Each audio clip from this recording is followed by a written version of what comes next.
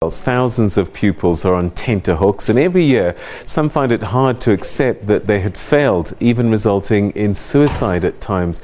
But there are structures in place to help them cope.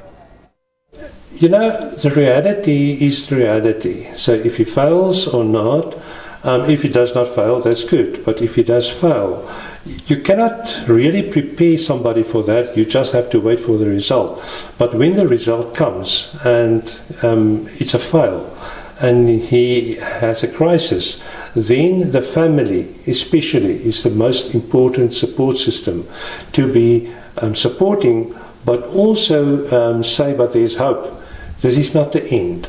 There is hope, and you can always do a rewrite or whatever. The most important component is to focus on the hope that this is not the end.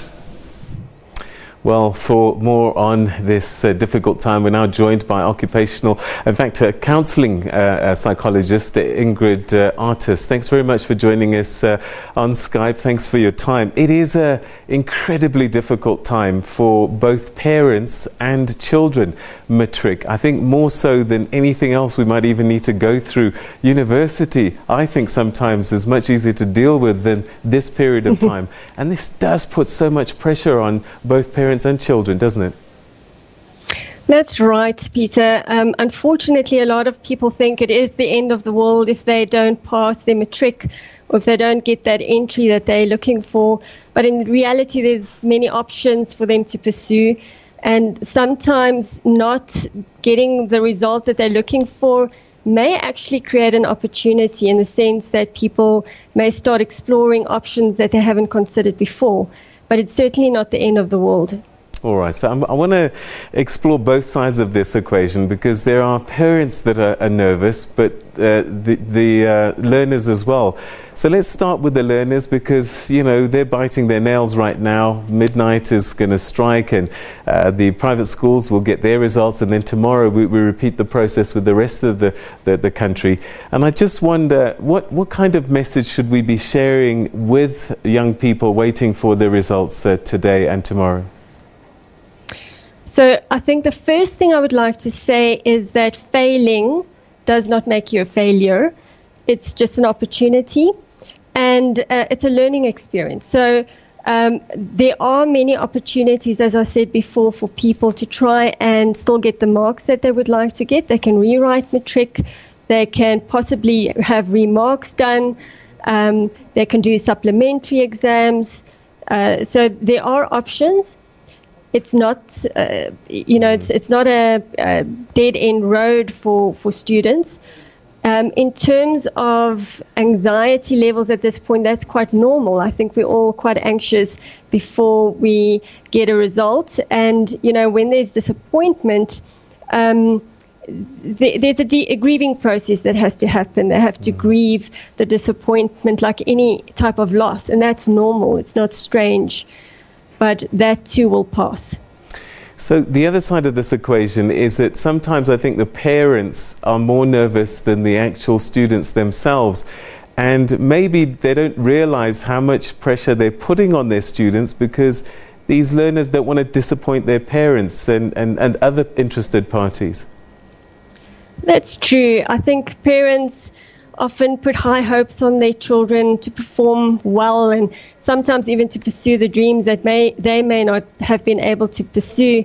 But I think the big message for parents would be is to have empathy with your children. Don't be critical or judgmental if they don't receive the scores that maybe both parents and child would have liked.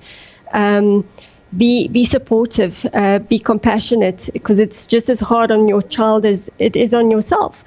It is certainly an important result, but it's not the end of the world if one doesn't get the results that you would like. How do you counsel a parent who is saying, you know, this kid has brought shame on me by failing, or if I've sent them to a private school, I've spent hundreds of thousands of rand to get you through this education, and you do this at the end of it? How do we counsel parents to deal, A, with what they perceive as their shame with children failing, and some of them even saying it's a waste of their money? Well, it's an interesting value perspective. When parents almost put kids in their shoes, in a sense, or they want their kids to live the lives that they may not have been able to live. That's a heavy thing for a child to carry. So I think one would want to teach people empathy and compassion and the ability to allow your child to be their own unique individual.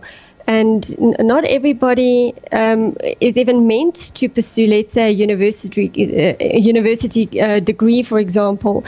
So, ideally, people should be doing what they're good at, what they enjoy, what they interested in, and if they do, they'll probably thrive in that career. And it doesn't really matter what that career field is.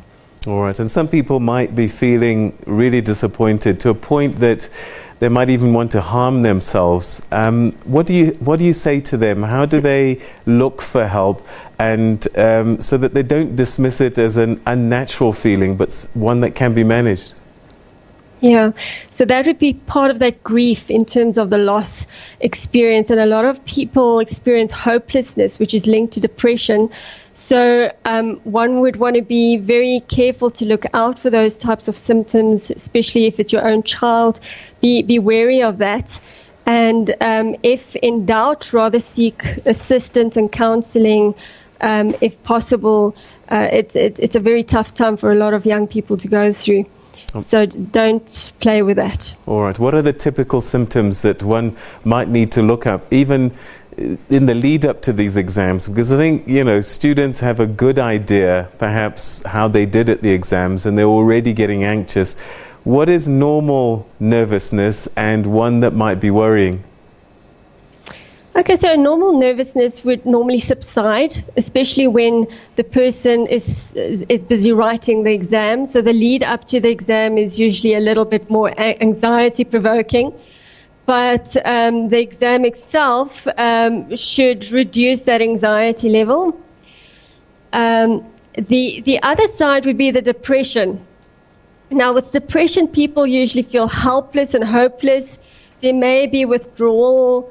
There may be specifically a withdrawal from loved ones, and that is a clear sign that there may be something going on that's a little bit of a deeper concern. All right, so Ingrid, we're going to have to leave it there, but thanks very, very much indeed for coming on the line and sharing your thoughts with